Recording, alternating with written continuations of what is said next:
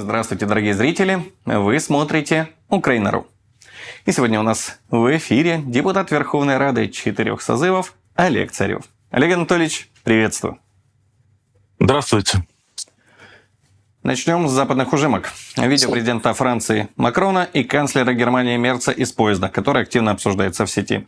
Политиков употребили ни много ни мало в употреблении кокаина. Их избиратели даже не сомневаются в употреблении веществ, а их пресс-службам приходится всячески оправдываться. Запустили антикриз, и вот здесь вопрос, что вы думаете вообще об этой истории? Почему все именно так и именно на таком уровне?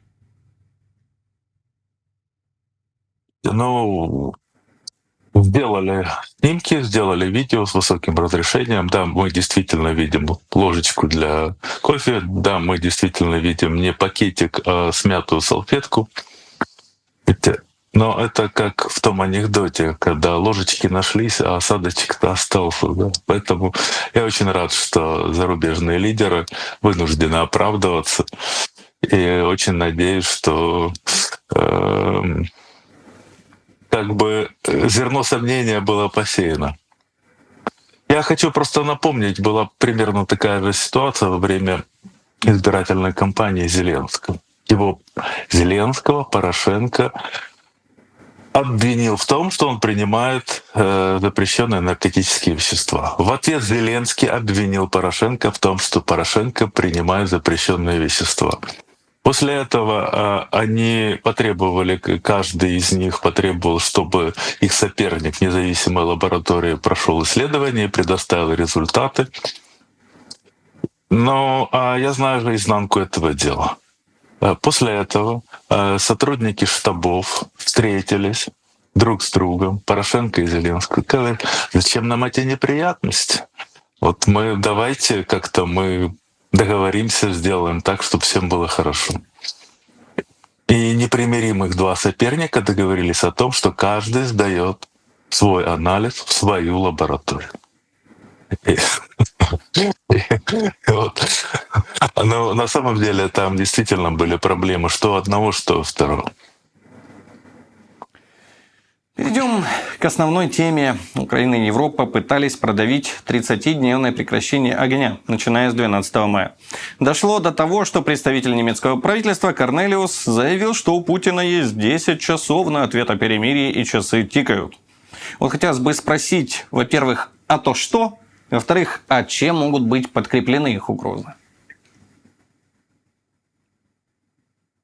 На самом деле они разыгрывали игру, да? Они нагнетали страсти, приехали на Украину, собрались вместе коллективом, осмелились позвонить Трампу, позвонили Трампу, изложили свои условия. Мировые СМИ их подхватили и подводили все к тому, что если Россия немедленно не примет их условия о немедленном прекращении огня, то будет и санкции, и все остальное. Вот, в общем-то, Россия будет плохая. Ее будут наказывать. И здесь мы видим достаточно слаженную работу в две руки Трампа, команды Трампа и команды президента России Путина. Я просто помню в динамике, как это было. Вдруг российская сторона ни с того ни с сего начинает просто по 5 раз на день разными политиками, да, чиновниками заявлять о том, что мы готовы на немедленные переговоры с Украиной без всяких условий. Я цитирую. Причем даже я смотрел реакцию в телеграм-каналах, особенно Z-патриотов, была такая: ну сколько ж можно? Ну уже сказали 5 раз вчера, 5 раз сегодня, сколько можно себя предлагать? И же, вдруг ни с того ни с сего. И тут из Соединенных Штатов приходит звонок, Трамп заявляет о том, что да, было бы хорошо, если бы Украина с Россией вели прямые переговоры, да, и вступили, и все. И мы видим, что мы видим? Мы видим о том, что Соединенные Штаты, скорее всего, можно предположить, договорились с Россией о том, что Россия вносит это предложение, потому что было бы удобно, если бы Россия его внесла, а Соединенные Штаты его приняли. Такая же ситуация по переговорам с будущим стамбульским переговорам. переговорам с Эрдоганом.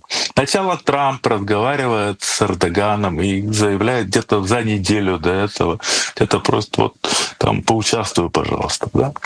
Потом вот эта нападки на Россию, прямо ультиматум, караул, да, и предложение от России, которое чрезвычайно выгодно для России. Чрезвычайно выгодно, потому что наш президент многократно говорил, не раз, не два, не три, а может быть и не 10, о том, что нам было бы правильно, потому что Россия выгодна, стартовать с незаконченных и сорванных Украинах Стамбульских соглашений. Там уже есть наработки, там есть база. Эта база нам подходит. Там есть демилитаризация, денацификация с учетом корректировок по земле. Ну, естественно, потому что за это время Россия хорошо продвинулась вперед. И здесь есть два фактора. Первый — это выгодно, потому что мы берем за базу Стамбульские соглашения, которые нам выгодны, на которые Украина уже соглашалась, и ей сейчас как бы не соглашаться. И это как бы было бы очень странно. Тогда соглашались, сейчас не соглашаетесь. И второе — это то, что Зеленский очень некомфортно себя будет чувствовать. Вот тогда не согласился, тысячи, десятки тысяч военнослужащих ВСУ, а может и сотни, погибли, города разрушены, территория... И сейчас он опять начинается с стамбульских... Это для него, конечно же, удар по лицу. Поэтому, это очень грамотная позиция. И смотрите, как откладывалась пресс-конференция. Наверное, она откладывалась не по той причине, что Владимир Владимирович там был сильно занят, или настолько занят, или надо было ему как-то там чего-то не было, да, чего-то не хватало.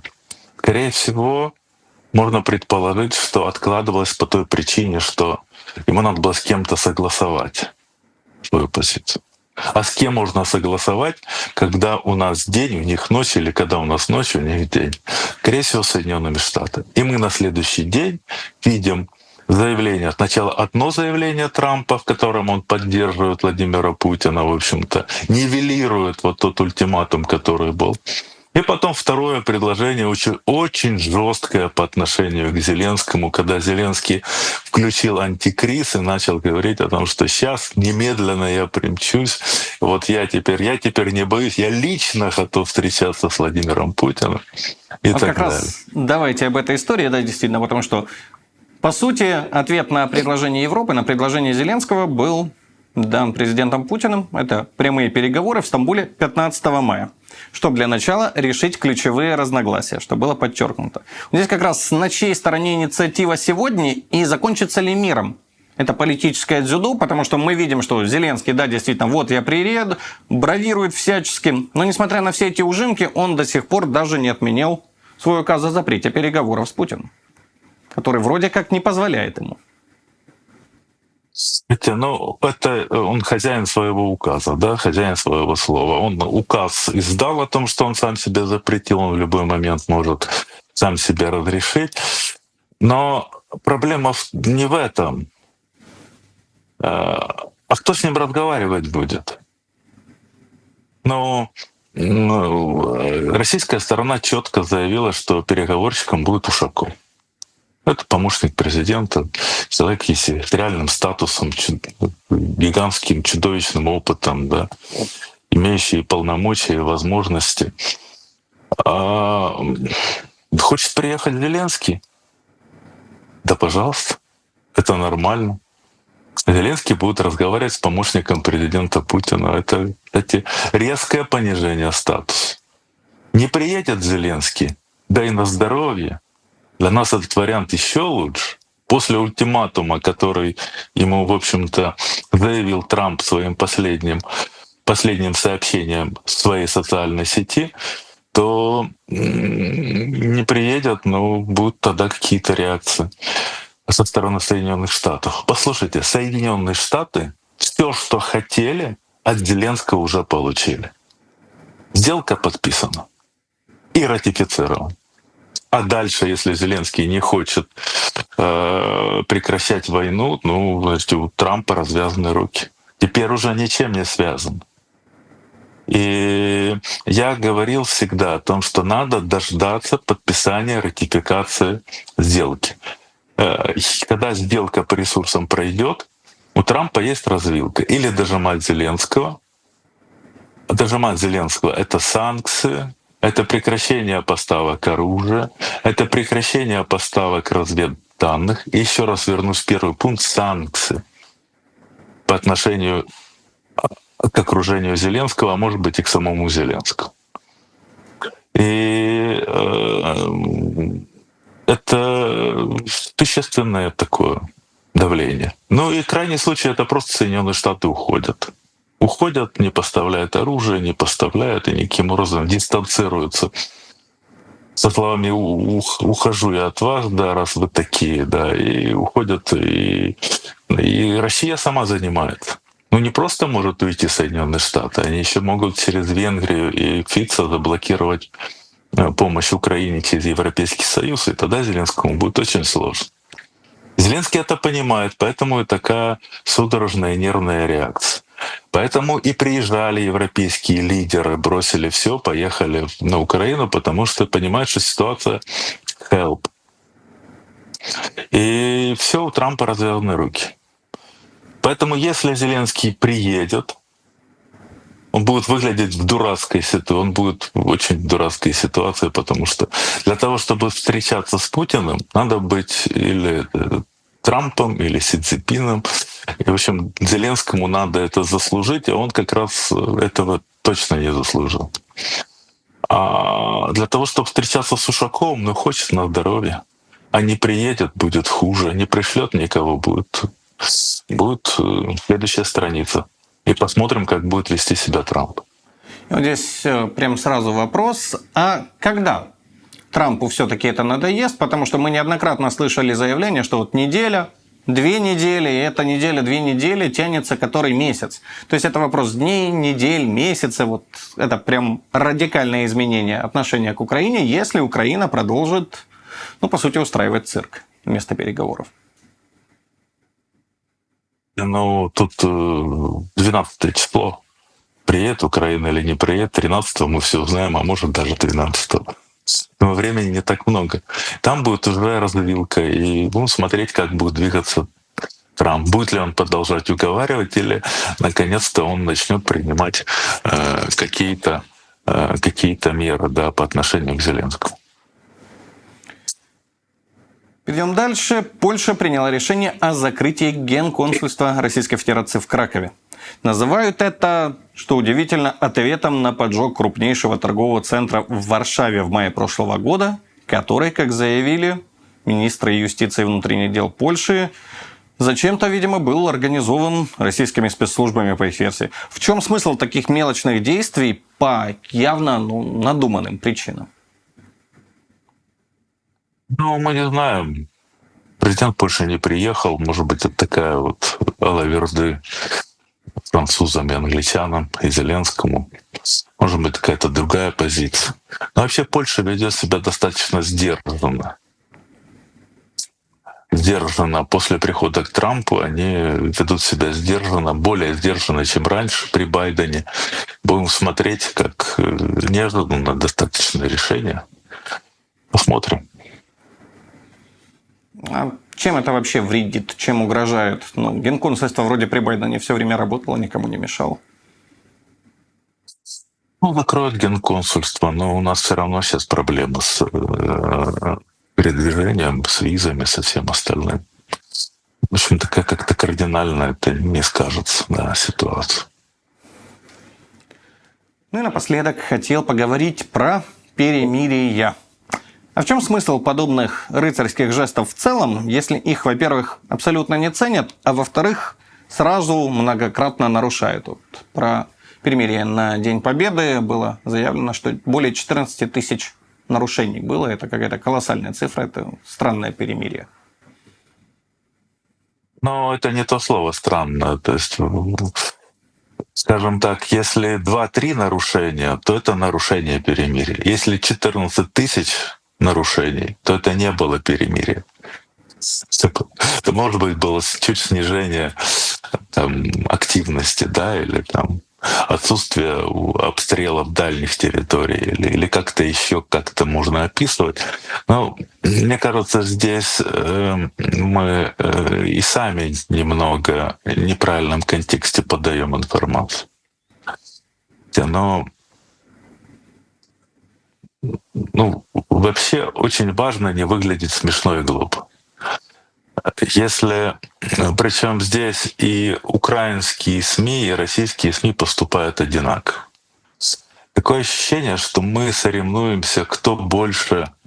Вот мы все время соревнуемся, кто пойдет в наступление, кто захватит какие населенные пункты, у кого кто больше там выведет из строя техники и все остальное идет.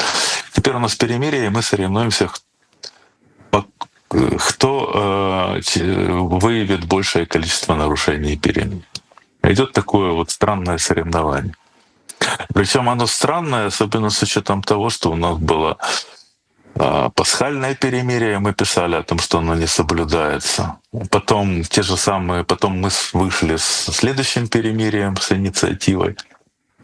И многие стали говорить о том, что вот увидите, оно не будет соблюдаться, а потом с удовлетворением говорят о том, что оно не соблюдается. Я же говорил, оно не соблюдается. Мне кажется, что надо определиться, если стоит задача все-таки на перемирие, то надо освещать не только нарушения, но и какие-то положительные вещи. Иначе решение будут население просто понимать не будет, а зачем? А зачем мы каждый раз, вот было одно перемирие, второе, сейчас мы говорим о третьем перемирии, к которому мы будем двигаться. Объяснить просто не сможем. Но это я как разговариваю с вами, как человек, относящийся в какой-то степени к масс-медиа, да, и, я неоднократно проводил избирательные кампании, десяток избирательных кампаний, и всегда мы, когда во время избирательных кампаний проводили какие-то, мы разбивали, какие должны быть месседжи, которые мы должны донести избирателю. И писали цель, и потом отслеживали. То есть когда мы говорим о том, что перемирие не выполняется, когда мы это все всячески тщательно, с восторгом о том, что оно не выполняется, то какая цель этого? Чтобы потом подсвечивать и объяснять шаги нашего руководства, которое выходит с инициативы следующего перемирия, это странно. Но это вот я с вами как коллега с коллегой. Тем более, что у многих еще жива, я бы сказал, память о многочисленных школьных, хлебных и прочих перемириях периода Минска, которые воспринимались, вот как раз ровно так же. Да, все верно. Благодарю, Олег Анатольевич. Я напомню, в эфире Украина.ру был депутат Верховной Рады 4 созывов Олег Царев. Дорогие друзья, не забудьте подписаться на его телеграм-канал по ссылке у нас в описании, если вы вдруг почему-то это не сделали. Не забудьте подписаться на нас в Телеграме, в социальных сетях, на Рутубе. И помните, что мы желаем всем скорейшего наступления не перемирия, а полноценного мира.